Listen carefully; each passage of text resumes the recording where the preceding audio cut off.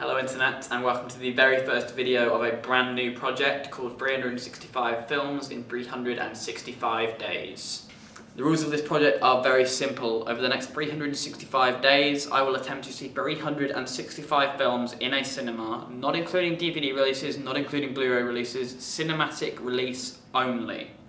I will then post a video every Friday letting you know my progress. If in any given week I fail to see 7 films, i.e. I get off target, I give you permission to punish me Vlogbrothers style. If you don't know what that means, I will post a link in the doobly-doo below to the punishment playlist for the Vlogbrothers channel. They're very mean when they want to be, and yeah, if I fail to see 7 films in any given week, or I fail to post a video in any given week, you have permission to do exactly those kind of things to me, which really kind of scares me.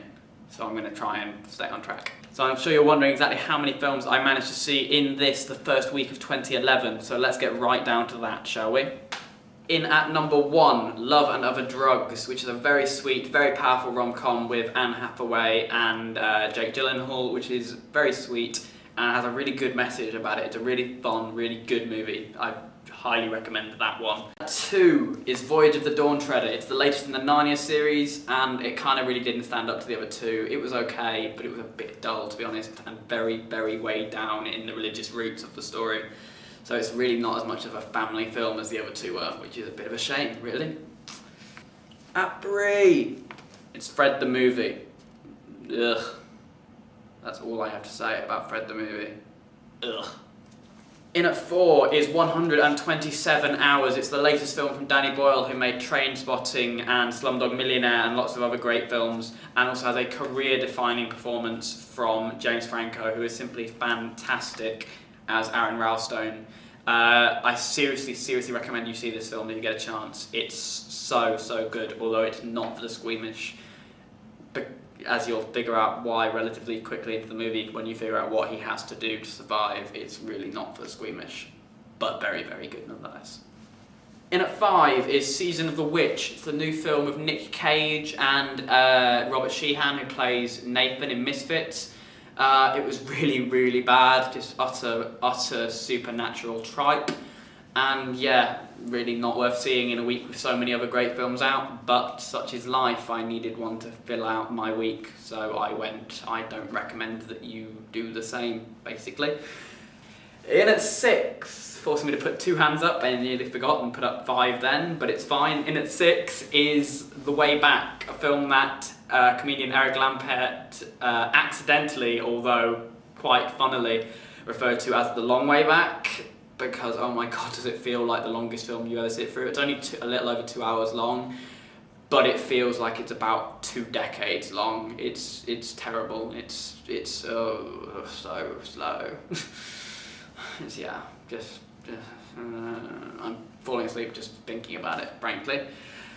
In at 7 is The Next 3 Days. It's a brilliant new thriller with Russell Crowe, Elizabeth Banks, and also a great cameo role from Olivia Wilde, although she's only in a few scenes. I wish she'd been in it a bit more.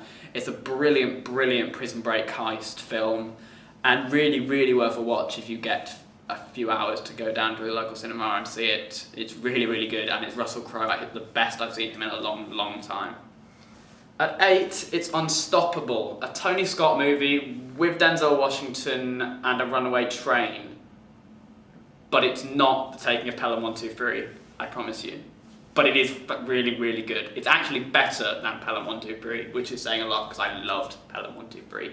Which brings us to the final movie I saw this week. Number 9 is The King's Speech, a film that I guarantee you right now will walk away with the Oscar for Best Picture, and will also gain its star Colin Firth the Oscar for Best Actor this year.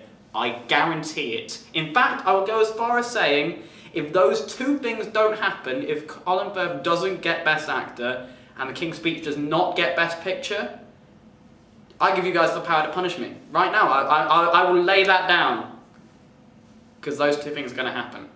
So that's your 9 films for this week. That's right, not 7, but 9. I actually did really well this week. I will probably never do that well again. But, you know, it puts me a couple ahead of the trend, so hopefully that will help on later in the year. I hope to see you all again next week when I will be telling you yet again whether I've succeeded in seeing another 7 films. The chances of it happening again 2 weeks in a row are very, very slim probably, but hopefully I will do it. And yeah, if not, you will get to punish me, so that will be a lot of fun for you, even if it won't be for me. So yes, I will see you again then. Goodbye for now, and don't forget to be awesome. DFTBA, bye bye.